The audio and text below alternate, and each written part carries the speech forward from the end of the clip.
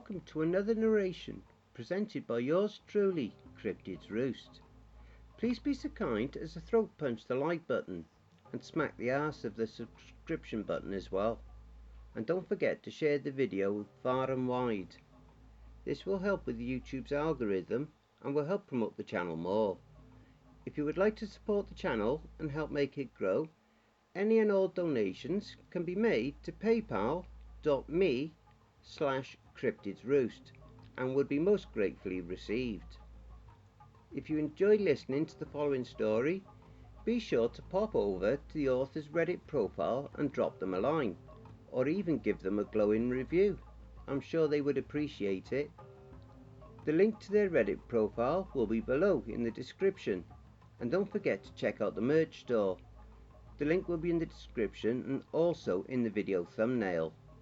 If you would like an honourable mention, send in a snapshot of yourself with your purchase and I'll feature it in one of the videos.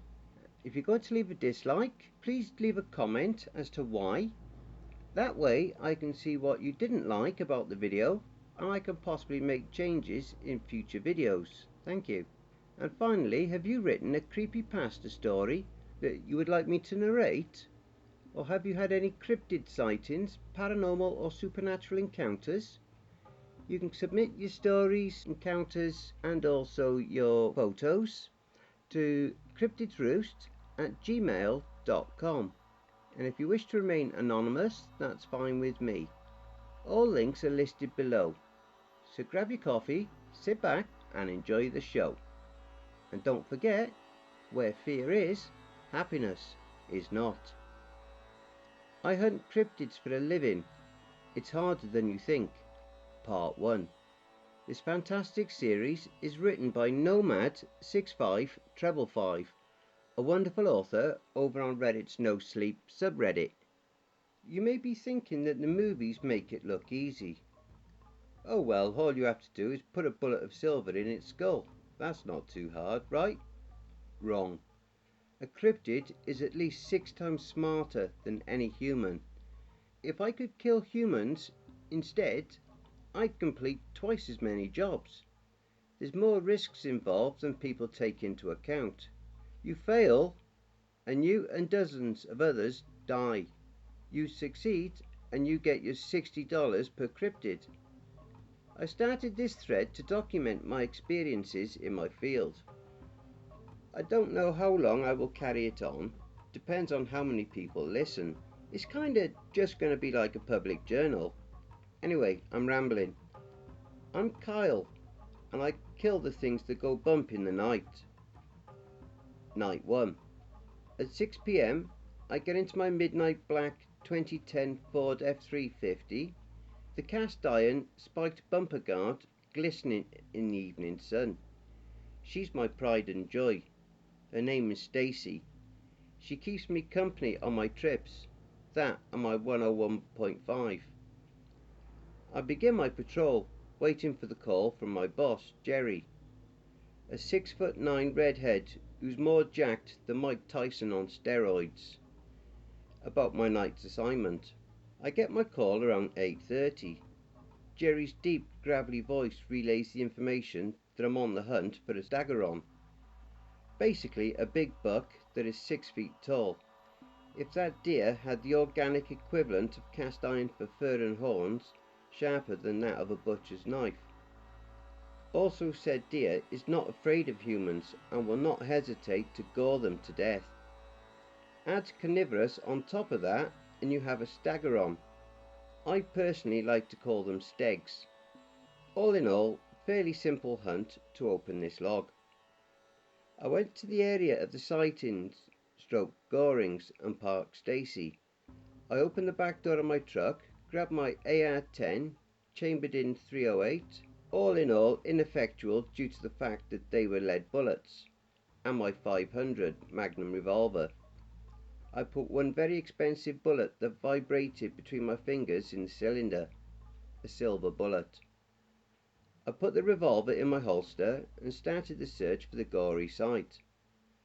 According to Jerry, a young couple was walking on the side of the road when a huge white mass came charging out and collided with the male. He was killed on impact. The female ran and called the police, bailing about the loss of her boyfriend. They referred her to Jerry, who contacted me. She then witnessed the stag spear her boyfriend's corpse and walk into the woods with it impaled on its horns. I found bloodstains on the road and I followed them into the woods. After about half hour of trailing, it was getting dark. I switched on the light at the end of my gun. By the light from my tack light, I found the sickening sight. There was no open casket funeral for this man. There wasn't much left of him. The stag had ripped his stomach open, leaving his entrails trailing everywhere.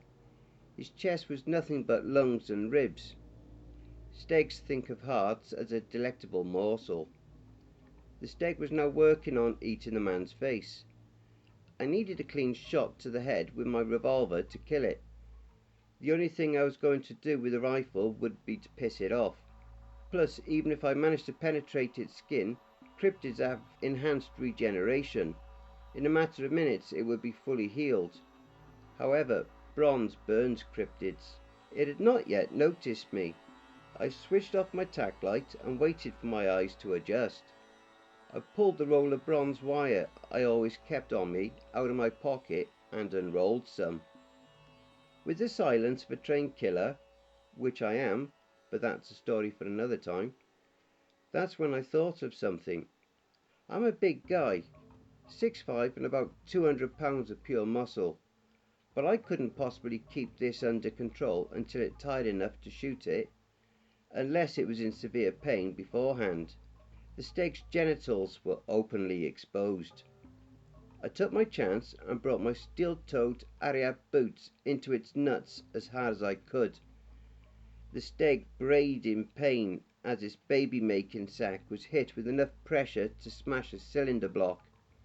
I jumped on its back and wrapped the wire around the stag's neck and pulled. I heard the sizzle of its skin burning and it started to buck. The only thing I could think was, shit, fuck, goddamn, how did it recover so fast? I hung on for dear life, as I knew if I was bucked, those horns were going to stab me right through the lungs. Then I got another idea that was probably dumber than the first. I grabbed his horns and jumped.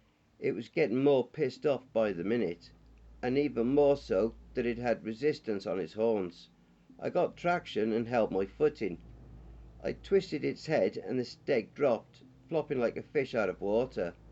See, when their head is twisted, the stag loses all its power to its muscles.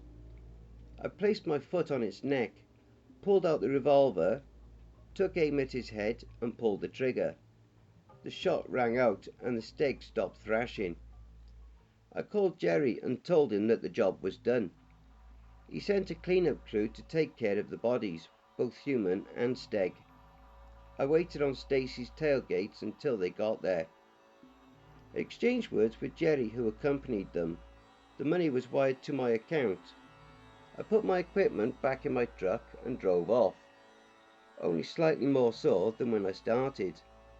I got home, locked my truck, went inside, and here I am, typing a journal of my tale in the night on Reddit. That's all I have time for now. Part 2 will be out soon. This is Carl Reitinger, signing off.